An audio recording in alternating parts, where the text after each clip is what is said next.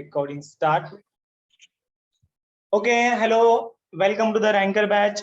तर विद्यार्थी मित्रांनो, आपण वेव्ह ऑप्टिक्सचे ऑलरेडी 23 MCQ मागच्या लेक्चर मध्ये आपण कव्हर अप केलेले आहेत.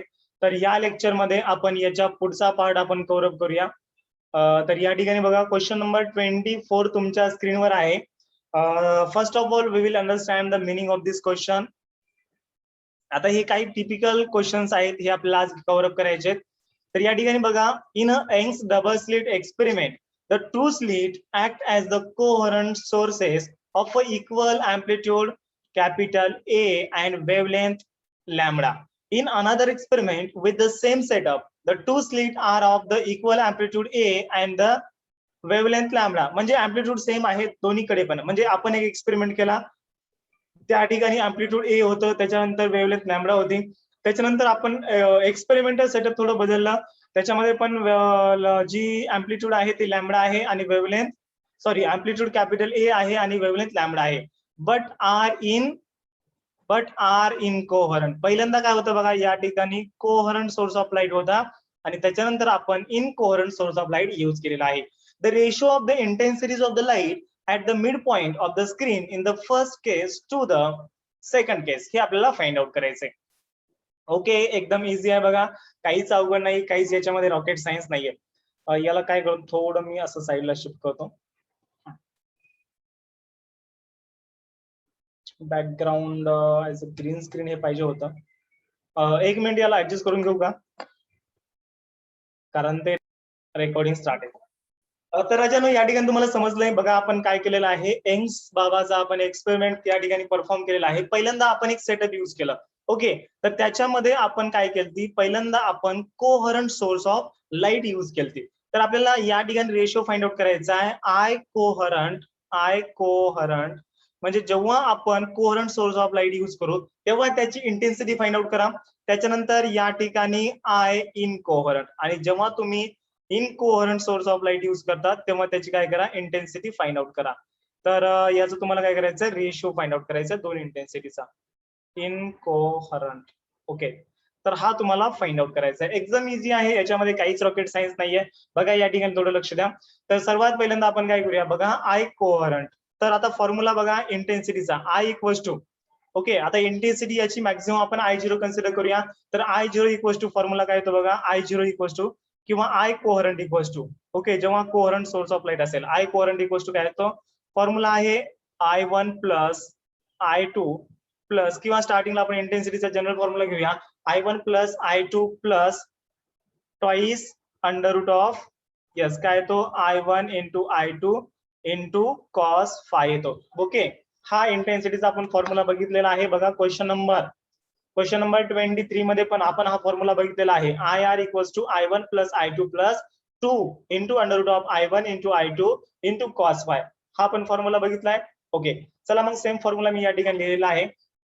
तर बघा या ठिकाणी आपण कोहरंट सोर्स ऑफ लाईट जेव्हा यूज करतो, तर या ठिकाणी तुम्हाला लिहायचंय फॉर कोहरंट सोर्स ऑफ लाईट. मग जर कोहरंट सोर्स ऑफ लाईट असेल तर फेज डिफरन्स काय असतो, यस फेज डिफरन्स काय असतो, 0 असतं. तर कॉस 0 ची व्हॅल्यू बघा, कॉस 0 ची व्हॅल्यू काय असते, 1 येते. ओके, तर पुटअप करा, तर आय कोहरंट इक्वल्स टू काय येणार आहे, मग या I1 च्या ठिकाणी बघा I0 प्लस इंटेन्सिटी मॅक्सिमम किती आहे, I0 आहे, I0 plus twice into under root of I0 into cos phi ची कॉस 0 ची व्हॅल्यू या ठिकाणी आपण 1 घेतलेली आहे. मग फायनल काय या ठिकाणी बघा, I0 plus I0 is twice I0 plus त्याच्यानंतर हे 2 इंटू, आता या ठिकाणी I0 इंटू I0 म्हणजे I0 चा स्क्वेअर होईल. तर या ठिकाणी I0 चा स्क्वेअर म्हणजे या ठिकाणी फायनली मी अंडर रूट ऑफ I0 म्हणजे या ठिकाणी अंडर रूट ऑफ I0 चा स्क्वेअर म्हणजे I0 लिहू शकतो. ओके, सर्वांना समजलंय का, बघा शॉर्ट मध्ये लिहिलेलं आहे. अरे ये देखो यहाँ पर ना भैया, ये अंडर रूट ऑफ I0 का स्क्वेअर होता है. अंडर रूट ऑफ I0 का स्क्वेअर हो रहा है, मतलब क्या हो रहा है, ये है भैया अंडर रूट ऑफ I0 मतलब काय असतं रे, I0 असतं. याच्यामध्ये काही रॉकेट सायन्स आहे का, नाहीये. त्याच्यामुळे या ठिकाणी काय लिहिलंय, I0 लिहिलंय. ओके, चला ठीक आहे. मग हे आय कोहरंटचं किती आलेलं आहे, ओके याला मी हे करतो. तर आय कोहरंट बघा किती आलेला आहे, किती आहे I coherent equals to 2I0 plus 2I0. म्हणजे हे आलं बघा 4I0. ओके, सर्वांना समजलंय 4I0 आलेला आहे. This is the intensity of the coherent source of light. म्हणजे जेव्हा आपण coherent source of light use करू तेव्हा या ठिकाणी आय कोहरंट किती आलेला आहे 4I0 आलेला आहे. आता समजा इन कोहरंट सोर्स ऑफ लाईट असेल तर फाय किती असतो 90 डिग्री असतो. ओके, तर तुम्हाला इथे लिहायचंय for incoherent source of light, for incoherent source of light, okay, तर या ठिकाणी cos 90 ची व्हॅल्यू किती असते? यस, फाय किती असतो रे मेन या ठिकाणी लिहा फाय हा लिहा 90 असतो. त्याच्यानंतर cos 90 ची व्हॅल्यू किती असते?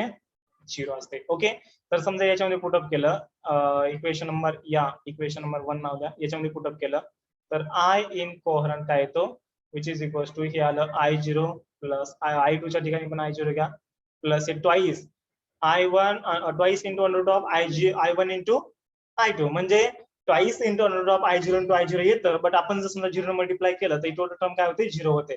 ओके, म्हणजे प्लस हे 0 येतं विच इज इक्वल्स टू म्हणजे ट्वाइस I0 आलेला आहे. ओके, त्याच्यानंतर आपल्याला बघा रेशो फाइंड आउट करायचा आहे. तर रेशो या ठिकाणी काय मग yes I coherent upon I incoherent. Okay, which is equals to हा पहिली व्हॅल्यू किती 4I0 अपॉन या ठिकाणी 2I0. I0 कॅन्सल, बे बेदोनी 4, 2 2 जार 4. तर या ठिकाणी 2 आलेला आहे म्हणजे 2:1. Option number B is the correct answer. सर्वांना समजलंय?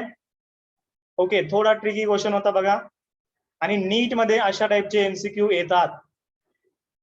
ओके, नीट मध्ये अशा टाइपचे एमसीक्यू येतात. मी नीटचे काही क्वेश्चन सॉल्व्ह करत होतो, सकाळी पाहत होतो, म्हणजे प्रिव्हियस इयर्स क्वेश्चन पाहत होतो. तर त्यामध्ये खूप इझी क्वेश्चन आहेत बरं काही. इव्हन 2020 चा पेपर फिजिक्सचा एवढा इझी होता तुम्ही कल्पना करू शकत नाही आणि 2021 चा पण तसाच येणार आहे. तर जे विद्यार्थी नीटचं प्रिपरेशन करत आहेत त्यांनी जमके अभ्यास करा. 100% तुमचा MBBS ला नंबर लागू शकतो. ओके, हाच तुमच्याकडे वेळ आहे. चला ठीक आहे, सर्वांना क्वेश्चन नंबर 24 समजलंय. आय होप समजलं असेल सर्वांना.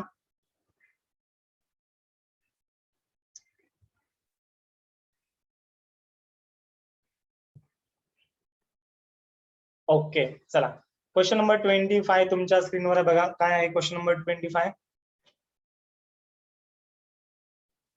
Two sources of light 0.5 mm apart are placed at a distance of the 1.2 meter and wavelength of the 5000 angstrom unit. So the phase difference between the two light waves interfering on the screen at a point at a distance of the 3 mm from the central bright band is. तर या ठिकाणी बघा तुम्हाला काय find out करायचं आहे, तुम्हाला phase difference find out करायचा आहे. ओके, या ठिकाणी बघा phase difference, you have to find out the phase difference. तुम्हाला फेज डिफरन्स फाइंड आउट करायचा आहे. तर गिव्हन डेटा या ठिकाणी लिहितो बघा. Two source of light 0.5 mm apart म्हणजे स्मॉल डी दिलेला आहे. ओके, या ठिकाणी स्मॉल डी दिलेला आहे 0.5 mm. त्याच्यानंतर डिस्टन्स ऑफ 1.2 मीटर म्हणजे कॅपिटल डी दिलेला आहे. Capital D is 1.2 meter, right. तर याचा MM चं मीटर मध्ये कन्वर्जन करा तर काय येतं 0.5 इंटू 10⁻³ मीटर येतं. त्याच्यानंतर वेवलेंथ ऑफ लाईट इज म्हणजे लॅम्बडा दिलेला आहे. लॅम्बडा किती आहे 5000 अँगस्ट्रॉम युनिट. 5000 अँगस्ट्रॉम युनिट आलेला आहे. ओके, तर त्याच्यानंतर तुम्हाला या ठिकाणी बघा ही जे 3 आहे ते काय दिलेलं आहे, the two light waves interfering on the screen at a point at a distance 3 mm from the central म्हणजे या ठिकाणी y दिलेला आहे. y किती आहे 3 mm आहे. याचं पण मीटर मध्ये कन्वर्जन करा तर 3 इंटू 10⁻³ मीटर. आता काही विद्यार्थी थोडे कन्फ्युज मध्ये असतील की यार हे सरनं स्मॉल डी कुठून घेतलं, कॅपिटल डी कुठून घेतलं, लॅम्बडा डी कुठून घेतलं. ओके, त्याच्यानंतर y कुठून घेतलेला आहे. तर बघा आपण यंग्स बाबाचा एक्सपेरिमेंट बघितला. ओके, वन शॉटला तुम्ही होते का? तर आपण यंग्स बाबाचा एक्सपेरिमेंट बघितलेला आहे. तर त्याच्यामध्ये बघा स्टार्टिंगला यंग्स डबल स्लिट एक्सपेरिमेंट मध्ये ही स्लिट S1 होती आणि S2 होतं. Distance between the two slit काय असतं स्मॉल डी असतं. त्याच्यानंतर इथं स्क्रीन होती. ओके, इथं स्क्रीन होती. Distance between the slit and the screen काय असतं कॅपिटल डी असतं आणि इथं तुमचा सेंट्रल ब्राईट पॉईंट असतो बघा. इथं हा CB पॉईंट असतो. हा CB म्हणजे मांजर नाही. ओके, तुम्ही आता मोठे झाले. CB म्हणजे काय नॉट अ मांजर. CB means central bright. हा, सेंट्रल ब्राईट. त्याच्यानंतर बघा या ठिकाणी याचं जे डिस्टन्स आहे ते 3 mm आहे, म्हणजे हे वाय असतं. म्हणजे हा पुढचा जो ब्राईट पॉईंट आहे, डार्क पॉईंट आहे इंटरफरन्सचा, तो कुठे येणार आहे, तर वाय इक्वल्स टू काय आहे 3 mm, म्हणजे त्याला वाय आपण म्हणत असतो. ओके, तर हे झालं यंग्स डबल स्लिटचं पूर्णपणे सेटअप. तर तुम्हाला काय फाइंड आउट करायचं, तुम्हाला फेज डिफरन्स फाइंड आउट करायचा आहे. आलं लक्षामध्ये. तर फेज डिफरन्सचा फॉर्म्युला बघा या ठिकाणी. फेज डिफरन्सचा फॉर्म्युला लिहून घ्या.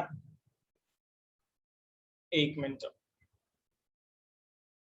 हा, फेज डिफरन्स तुम्हाला माहिती आहे का, फेज डिफरन्स आणि पाथ डिफरन्स मध्ये काय फरक आहे. तर फेज डिफरन्सचा फॉर्म्युला डेल्टा फाय म्हणजे असतो phase difference, which is equal to twice pi upon lambda into असतो पाथ डिफरन्स. आता या ठिकाणी पाथ डिफरन्स आपण डेल्टा एक्स न पण इंडिकेट करतो आणि डेल्टा एल न पण इंडिकेट करतो. ओके, चला त्याच्यानंतर बघा या ठिकाणी आता पुढच्या व्हॅल्यू पुटअप करा. एकतर डेल्टा एक्स घ्या किंवा डेल्टा एल घ्या, दोन्ही पण एकच आहे. तर हे 2 पाय अपॉन, तर पाथ डिफरन्सची व्हॅल्यू जी असते 2 pi upon lambda, path difference असतो, फॉर्म्युला असतो बघा delta L equals to, formula तुम्हाला माहित आहे Y small D upon capital D असतो. तर याची जर व्हॅल्यू तुम्ही आज पुटअप केली Y small D upon capital D, you will get the phase difference. Okay, directly value put up करा.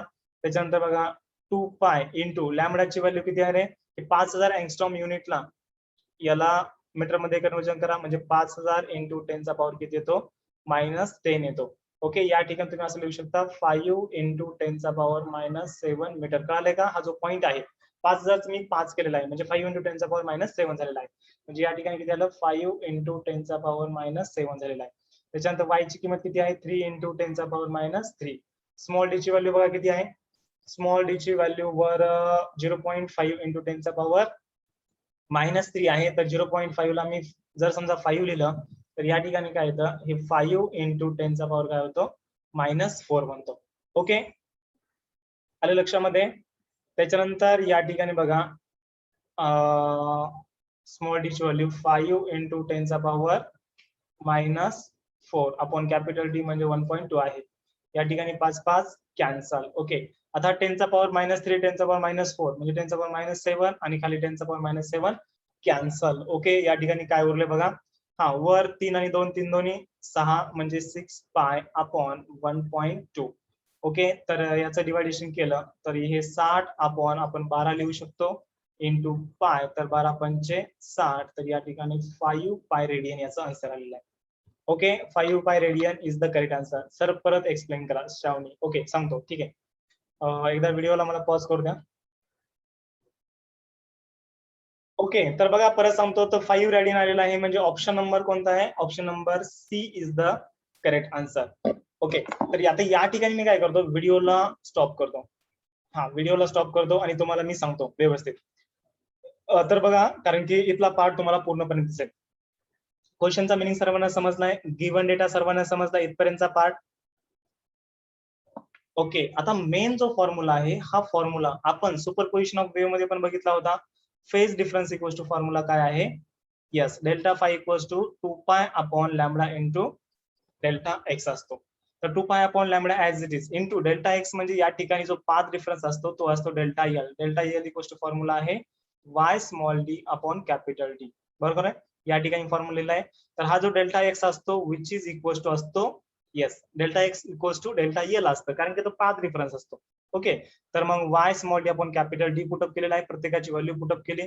बघा या ठिकाणी लॅमडाची व्हॅल्यू किती होती, 5000 एंगस्ट्रॉम युनिट होती. एंगस्ट्रॉम युनिटचं मीटर मध्ये कन्वर्जन केलं तर 10 चा पॉवर -10 करा, तर 5000 गुणिले 10 चा पॉवर -10 आला. त्याच्यानंतर 5 इंटू 10 चा पॉवर -7 आला, कारण की या ठिकाणी झिरो कॅन्सल केलेले आहेत.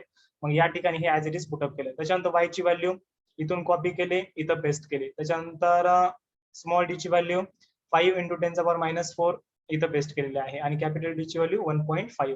तर हे 5 5 कॅन्सल, 10 चा पॉवर वर -3 इंटू 10 चा पॉवर -4, तर -3 -4 -7 आणि खाली -7 असल्यामुळे हे दोन काय झालेलं आहे, कॅन्सल झालेलं आहे. त्याच्यानंतर या ठिकाणी किती उरलं, यस 2 पाय उरलं होतं. तर हे 3 दोन्ही 6, याचं मल्टिप्लिकेशन 6 पाय अपॉन 1.2, तर वर 60 झालं, खाली 12 झालं, कारण की पॉईंट मी हटवलेला आहे, वर 0 दिलेला आहे, म्हणजे 60 अपॉन 12, 12 पंचे 60, that is the 5 pi radian. Okay, आता सर्वांना समजलंय, yes, comment me in the comment box.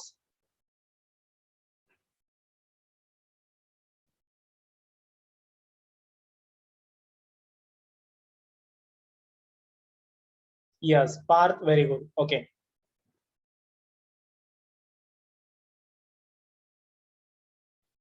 Okay, तर बघा या ठिकाणी आपण क्वेश्चन नंबर 25 कव्हर अप केलेला आहे. त्याच्यानंतर क्वेश्चन नंबर 26 बघा, कारण रेकॉर्डिंग या ठिकाणी थोडी मागे पुढे होऊ शकते, तेवढी ऍडजस्ट करा.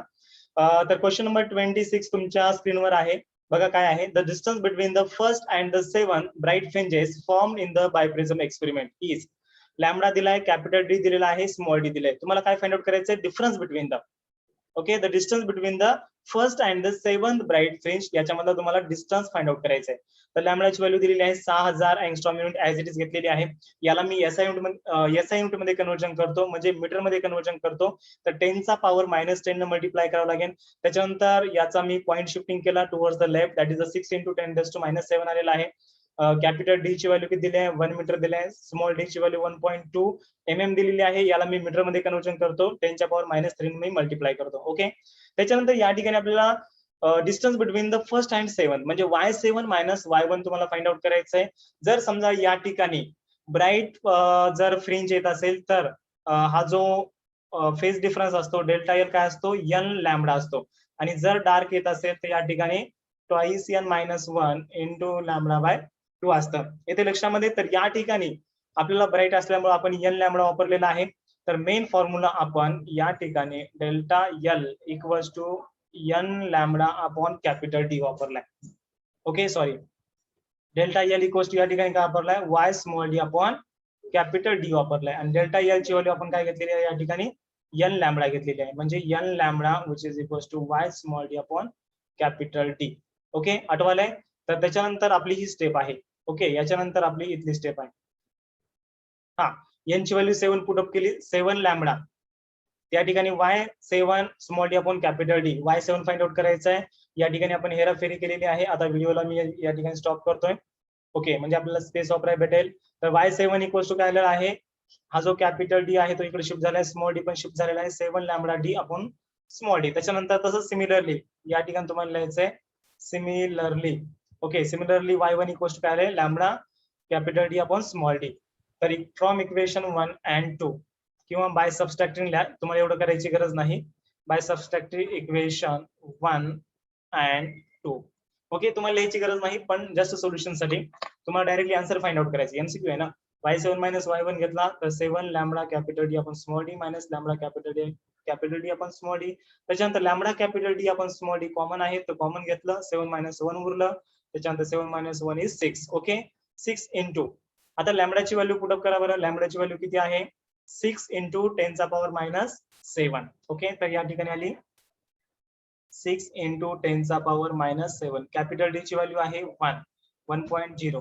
त्याच्यानंतर स्मॉल डी ची व्हॅल्यू आहे 1.2 इंटू 10 चा पॉवर -3. तर या ठिकाणी बघा किती होतं, 6 6 36 होतात, 6 6 are 36, दॅट इज द 36.